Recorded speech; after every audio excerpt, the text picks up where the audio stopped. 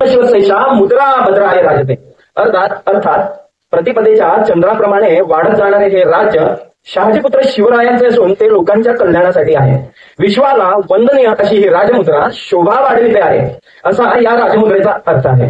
महाराष्ट्र म्हटलं की आपल्या डोळ्यासमोर येतात तीन गोष्टी: शिवाजी, समुद्र आणि सह्याद्री. सह्याद्री पर्वत हा आपल्या सगळ्यांची आयडेंटिटी आहे असं म्हणण्याचं कारण 2004 साली सकाळ मध्ये एक कविता आली होती आणि ती सगळ्यांच्या परिचित आहे. सिलिकॉन व्हॅलीत जाताना सह्याद्रीला विसरू नकोस, सिलिकॉन व्हॅलीत जाताना सह्याद्रीला विसरू नकोस, अशी कविता आली होती.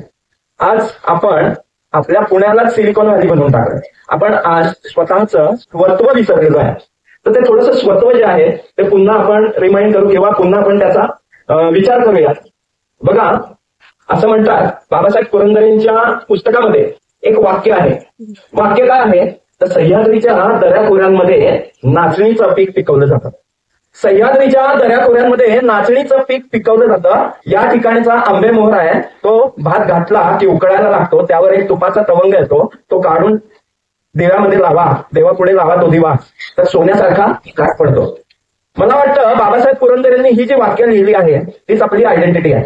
असं म्हणतात सह्याद्रीच्या दऱ्याखोऱ्यामध्ये जे आपण पिकलेलं धान्य खातो त्यातून शरीरामध्ये बंड करण्याचं बळ येतं आणि या बंडामुळेच आपण दिल्लीवर भगवा फडकवू शकलो.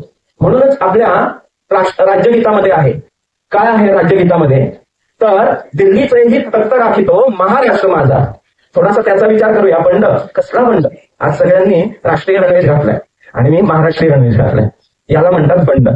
बंड म्हणजे काय हे विचार, थोडी गोष्ट आहे, थोडा म्हणजे अनेक आजपासून 2500 वर्षांपूर्वी सातवाहन राजे होते आणि सातवाहन राजांनी संपूर्ण महाभारत जो आहे तो शकांनी ग्रासलेला असताना स्वराज्य निर्माण केलं. आणि तुम्ही नाणेगाठच्या लेण्यांमध्ये गेला तर त्या ठिकाणी त्या लेण्यामध्ये, वेळ कमी, 1 मिनिट पूर्ण झाला होता, तर त्या नाणेगाठच्या लेण्यामध्ये ते म्हणतात स्वतःला महाराष्ट्री, आम्ही स्वतः महाराष्ट्रीक आहोत, वैदिक धर्माचरण करतो. आता सातवाहन काळ, या काळामध्ये महाराष्ट्रामध्ये छन्नी आणि हातोडीचे टणकार घुमत होते संपूर्ण सह्याद्रीमध्ये. कारण त्यांच्यामध्ये जो होता बंडाचा, त्यांनी त्या सह्याद्रीलाच आव्हान दिलं जो आपला मायबाप आहे. आणि वेगवेगळ्या प्रकारच्या लेण्या कोरल्या गेल्या, वैदिक लेण्या कोरल्या गेल्या, चरवाकपंथीय लेण्या कोरल्या गेल्या, जैनपंथीय लेण्या कोरल्या गेल्या, बौद्धपंथीय लेण्या कोरल्या गेल्या.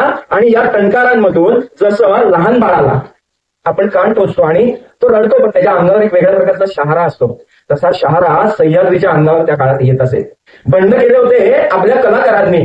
असाच एक बंड केला मध्ययुगामध्ये छत्रपती शिवाजी महाराजांनी. संपूर्ण सह्याद्री टणकारांनी घुमला आणि गड किल्ले आकाराला येऊ लागले. असाच एक टणकार जपानी विद्वान आले, इंजिनियर्स आले आणि त्यांना कोकण रेल्वे करायची होती, त्यांना जमली नाही. त्यानंतर ते कॉन्ट्रॅक्ट दुबईच्या एका कंपनीला दिलं, त्यांनाही ते जमलं नाही. त्यानंतर अमेरिकेतल्या काही कंपन्यांना दिल्या, काही कंपन्या त्यांची युनिटी झाली आणि मग आम्ही करून बघतो, त्यांना सुद्धा नाही जमलं. मग एक मराठी तरुण उभा राहिला आणि तो म्हटला आपण आपली कंपनी स्थापन करू. कोकण रेल्वे नावाची कंपनी त्याने स्थापन केली आणि कोकण रेल्वे ही जगातलं सगळ्यात मोठं प्रोजेक्ट ठरली. फक्त एका 22 कोटे सह्याद्रीतून जे आहे त्यांनी काढले. तर असाच टणकार मध्ययुगात घुमला, प्राचीन युगात घुमला आणि अर्वाचीन युगामध्ये आपल्या इंजिनियर्सनी घुमवला. त्यानंतर दुबई असेल, जपान असेल, चीन असेल, अशा अमेरिकेत सुद्धा या मराठी कोकण रेल्वेने अनेक प्रोजेक्ट हातात घेतले आणि हे सगळे मराठी तरुण असे विश्वख्यातीत झाले. आज आपल्यालाही बंड करायचंय. कुठला बंड करायचाय? रस्त्याने थुंकणाऱ्यांच्या कांठाळ्यात मारायच्या. आपल्याला स्वच्छता आणायची. एक छोटा प्रसंग सांगतो आणि थांबतो. आणि वेगवेगळ्या अशा कुठल्याही गोष्टीमध्ये बंड करता येऊ शकतो. आपल्या पूर्वजांनी केले, जसं वासुदेव